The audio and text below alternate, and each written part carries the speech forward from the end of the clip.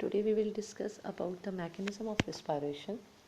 The process of respiration involves complex series of reactions, and aerobic respiration is a continuous process, but we can divide it into three main stages. Number 1, glycolysis.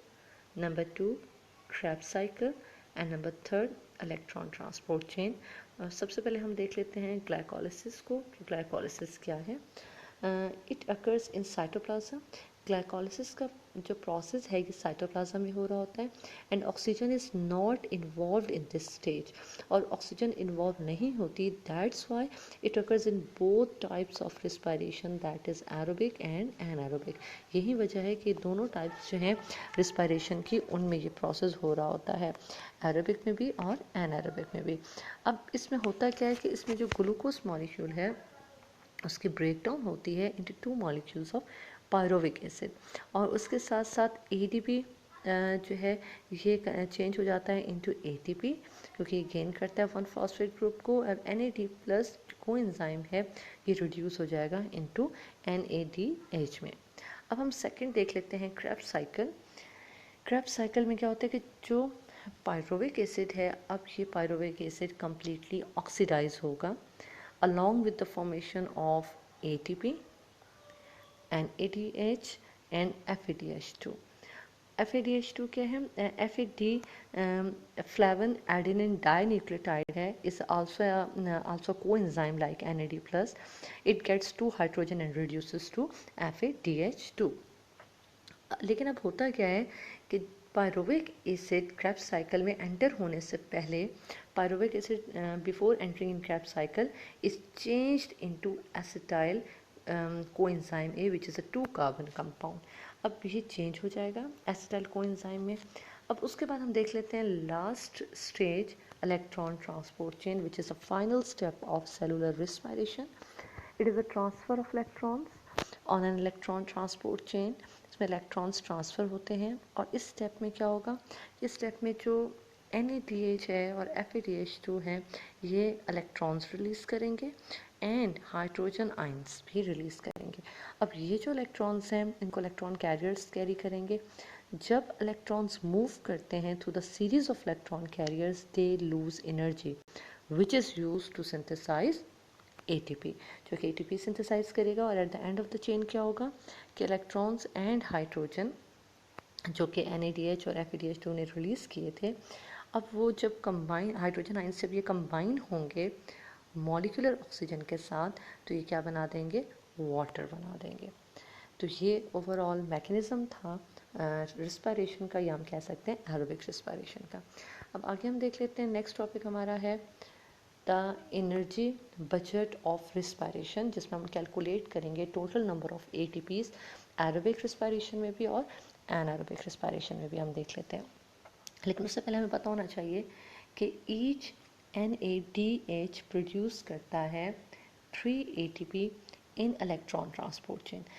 एक NADH 3 ATP produce करेगा electron transport chain में, और NADH generate जो होता है glycolysis में वो 2 ATP produce करेगा. वैसे जो है NADH 3 ATP प्रोड्यूस करता है, लेकिन ग्लाइकोलिसिस में 2 ATP, because 1 ATP is spend to transport it across the mitochondrial membrane, क्योंकि एक ATP वो अपना स्पेंड कर देगा जब वो साइटोप्लाज्म से माइटोकॉन्ड्रियल मेम्ब्रेन की तरफ आप कहेंगे कि जब वो ट्रांसफ़र हो रहा होता है तो उस टाइम ये एक ATP खर्च कर देता है, तो बीच उसके पास 2 ATP रह जाते हैं.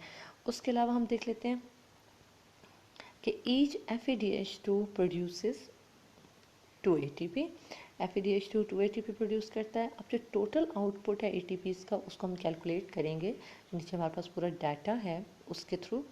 अब ड्यूरिंग एनारोबिक ऑक्सीडेशन रिडक्शन जो होती है ग्लूकोज की, उसमें क्या होता है जब ऑक्सीडेशन होती है ग्लूकोज की तो उसमें only 2 ATP molecules are gained as a net profit. तो सिर्फ 2 ATP मॉलिक्यूल्स प्रोड्यूस होते हैं. अब क्यों होते हैं? It is because there is no Krebs cycle electron transport chain in anaerobic respiration. So हमने कहा कि जो टोटल ATPs प्रोड्यूस होते हैं एनारोबिक रिस्पायरेशन में वो उनका कितना नंबर होता है, 2 ATPs प्रोड्यूस होते हैं.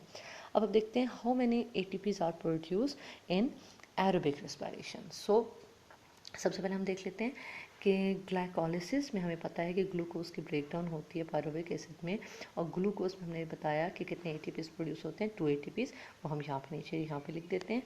इसी तरह अब ग्लाइकोलिसिस में जो NADH है, 2 NADH है, हमने कहा है कि वैसे NADH 3 ATP प्रोड्यूस करता है इलेक्ट्रॉन ट्रांसपोर्ट चेन में, लेकिन ग्लाइकोलिसिस में NADH 2 ATPs प्रोड्यूस करता है। तो 2 NADH है, तो 2 NADH कितने ATPs प्रोड्यूस करेंगे, 2 NADH 4 ATP प्रोड्यूस करेगा। उसके बाद हम देखते हैं कि ग्लाइकोलिसिस के बाद जब पायरुवेट एसिड मूव कर रहा होता है क्रेब्स साइकिल में, तो उससे पहले वो चेंज हो जाता है, कन्वर्ट हो जाता है एसिटाइल कोएंजाइम A में। तो इस टाइम फिर 2 NADH जो हैं, अब हमें पता है कि एक, क्योंकि अब ग्लाइकोलिसिस से आउटसाइड है NADH, अब एक NADH 3 ATP प्रोड्यूस करता है, तो 2 NADH कितने करेंगे, 3 2 6, तो ये हमारे पास 6 ATP हो गए इलेक्ट्रॉन ट्रांसपोर्ट चेन में। उसके बाद क्रेब्स साइकिल में हम देखते हैं, क्रेब्स साइकिल में 6 NADH है। अब 6 NADH को हम, क्योंकि 1 NADH 3 ATP प्रोड्यूस करता है, तो 6 NADH कितने प्रोड्यूस करेगा, 6 3 18 ATPs हो गए।